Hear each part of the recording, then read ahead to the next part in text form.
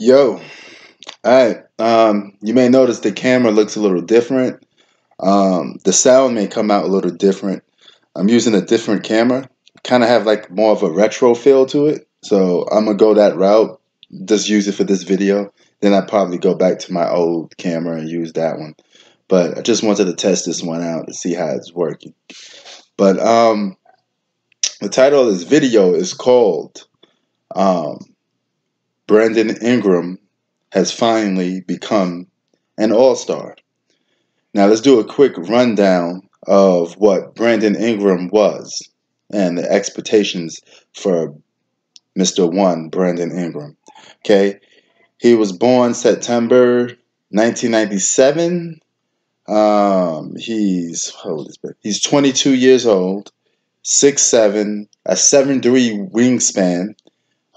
He's a buck 90, a little light in the weight division.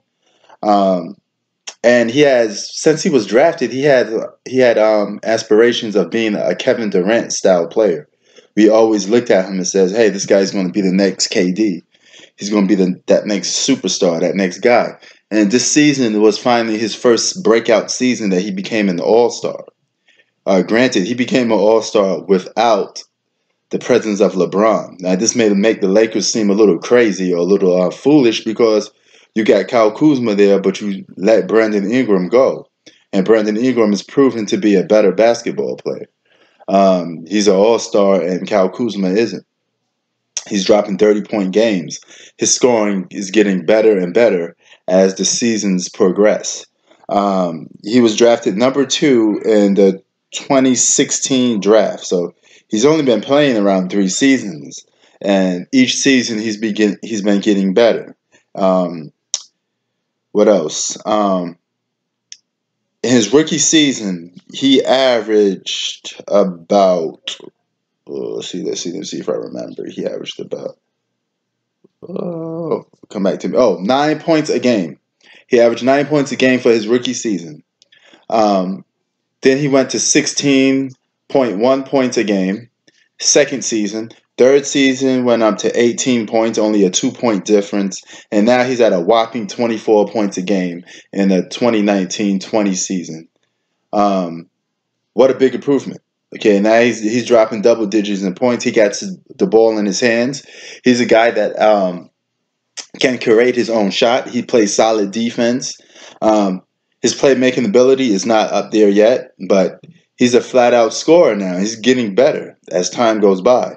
So this was a failed experience for the Lakers. You let this guy go, and he became an all-star. You could have had a big three now if you had, if you kept Brandon Ingram,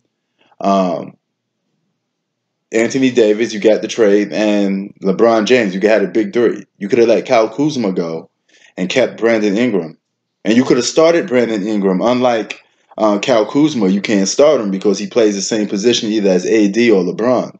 So Lakers, look at this.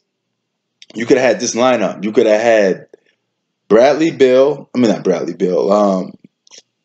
What's this guy? Avery Bradley. Sorry. Brandon Ingram at the 2. McGee at the 5. LeBron and Anthony Davis at the 3 and 4. That would have been a perfect lineup. Much better than what you have now. Even though you still have a good team, you still beat the Pelicans. You still got the best record in the West. And you may go away with the best record in the West. All right? So, kudos to you on that. But you let Brandon Ingram go. This guy's a great player. He amounted to being something great. Now, just imagine what he could do on a different team, because Zion right now is the future of that team. So now you're going to have to find somebody else that you want to be that second fiddle. You could probably feed off Brandon Ingram and Zion Williamson and let those two guys be the counterparts to your franchise. But let's say Brandon Ingram wants to be a number 1, not a number 2. What is a better destination for Brandon Ingram? What is his future? This is basically all about Brandon Ingram. This is what this video is about. I would love to see Brandon Ingram in the Eastern Conference on a team like the Knicks. I know the Knicks got a lot of forwards, but they're also developing a lot of draft picks. If you could get Brandon Ingram, an all-star player already on your team, you could have a franchising built around that guy. You could build around Brandon Ingram in New York. This will combat the Brooklyn Nets having um, uh, Kevin Durant and Kyrie Irving. At least you have one all-star in Brooklyn, and then you have uh, RJ, and you guys could build around that. He could be your number two. RJ is perfect for a number two, and you let Brandon Ingram be your number one. So you could mold those guys into being your future and your all-stars of the team. Um, that's a perfect look. That's a perfect way. Now, we all know Brandon Ingram's a great scorer. What can he improve on? Okay, his scoring could go up. He could improve on his three-point shot, get more Kevin Durant like. He's pretty good at slashing towards the basket already, finishing at the basket. He does that pretty good. He's long and lengthy, so he could get to the basket pretty easily. Um, let's see, he has a long stride. He has a 7'3" wingspan, as I said, so he could get to the basket with ease. With the cons I would say is his defensive pressure needs to be a little better. He could KD didn't increase on his defense until he went to the Warriors. Believe it or not, his defense got better when he went to the Warriors. So Brandon Ingram could become a better defensive player with those long arms. He should be able to stop more players more efficiently. Alter a lot of shots, block a lot of shots. 3-point shooting needs to be improved, and his mid-range shots need to have a better range, better shot selection from shooting mid-range shots. I think his ceiling could be a perfect two-way player. I would love to see Brandon Ingram be a two-way player, defense to offense, a straight-up Kawhi Leonard style player. He has all the capabilities of it, but he needs to hit the weight room, develop some more muscle. Now, hitting the weight room, developing more muscle does come at a cost because his arms won't be as long anymore. Because when you lift weights, your arms and your body changes, so your arms become a little more stocky.